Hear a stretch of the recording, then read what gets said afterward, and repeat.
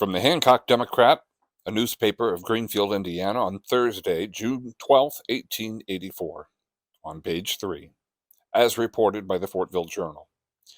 Fortville, the subject of this brief sketch, is located on the Cleveland, Columbus, Cincinnati, and Indianapolis Railroad in the northeastern corner of Hancock County, within a stone throw of Madison County to the east and Hamilton County on the north. It is surrounded by as rich a farming district as the state affords. It is comparatively a young village, not being more than 20 years ago, since the grounds, now covered by dwellings and business rooms, was looked upon as a howling wilderness, full of wild beasts of almost every description, and the thought that there would ever be a prosperous town located on them would have been scornfully hooted at. Many towns in this state, which are much older than Fortville, do not boast today of or note as extensive improvements or as rapid progress towards prosperity, and fall far to the rear when they come to sum up the population. Notwithstanding the numerous setbacks this place has had by destructive flames, she has held her own and always came forth in as good a condition and sometimes looking much more flourishing. Now, our object in writing this sketch is not for the purpose of giving a past history of the town, but to give its present conditions and predict for its future prosperities as a place of business. The business portion of the town is located on Main Street, both on the north and south side of the railroad, and seems to have an inclination to move southward as the most improvements are being made on the south side of the railroad.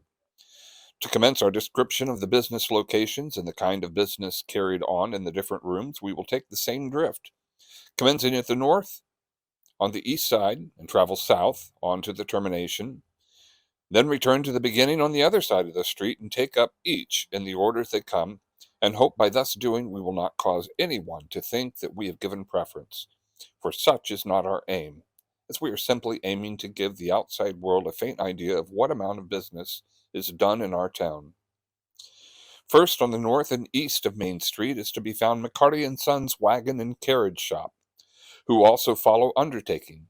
Next, we find Cornell Jarrett's Blacksmith Shop. Then, until we reach Stat Street, the front is occupied with residences, where is found John Smale's Boot and Shoe Store. Next is found Reuben Kaler's Feed and Livery Stable. Then comes Doc Brown's Meat Market. Then, within a short distance vacant, is the Gunsalus's Harness Shop. Then is found Brewster and Thomas's Drug Store. Now, just over the railroad is A.C. Pilkington's Drug Store, while immediately to the east of this is found Joseph Bills and Company Dry Goods House. Adjoining this is the O.P. Hastings Bakery. Now, with another small vacant space, we come upon W.J. Manford's Meat Market. Next to this, we find J.B. Gray's Grocery. Next comes F.P. Hunter's Barber Shop. And last on this side is found E. West Tin Shop. Now, reversing our path to the other side, we find first D.F. Copper's Shoe Shop. Next is a room quite recently vacated. Then comes the Thomas House, in which is found the Journal office. And next, C.P. Thomas's Grocery. Now comes T.W. Gardner's Barber Shop.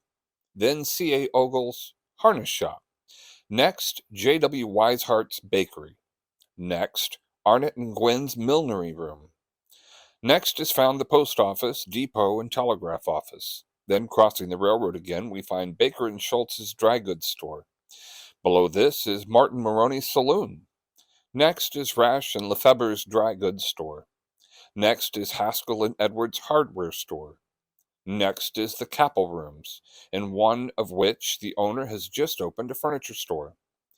The above include the business houses in the main part of town, but a short distance further south is to be found Miss Flora Wynn's Millinery Store.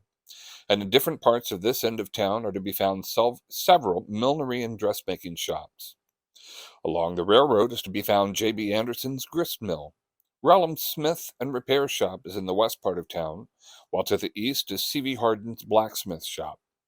Fortville Planing Mills, Elevators, and G.W. Newhall's Saloon.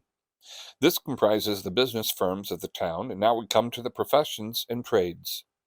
Dr. T.K. Saunders has his office located in the southwest corner of the Bills block. Dr. Stewart and Son have their office over Hunter's Barber Shop, and Dr. S.T. Yancey has his quarters over Hastings Bakery. The carpenters are numerous and always found at work. Fortville at present has no practicing attorney, but there is certainly a good opening for one in that profession. The churches are situated on back streets. The Methodist Episcopalian on Church Street, the Christian on Church and Merrill Streets, while St. Thomas Church is in the extreme south part of town on Main Street. The public school building is located on Church and Stat Street. This building contains 4 rooms, and from the crowded conditions last winter, it will not be long before an addition will have to be erected. Now, what is most needed to make this town a promising one on the future is a bank, a business we are inclined to believe would do a paying business if it were located here. The building boom here this summer has enlivened matters generally, and yet the boom has not come to a standstill. But from rumors, we get the idea that several new buildings are yet to be built before the season is over, a thing we hope to see go on until Fortville will be noted for containing the best builders of any town in the state, which can be done if the proper energy is applied. This is, again, from the Hancock Democrat of Greenfield, Indiana, on Thursday, June 12, 1884. I'm Mark Brown for Fortville History. Thanks for watching.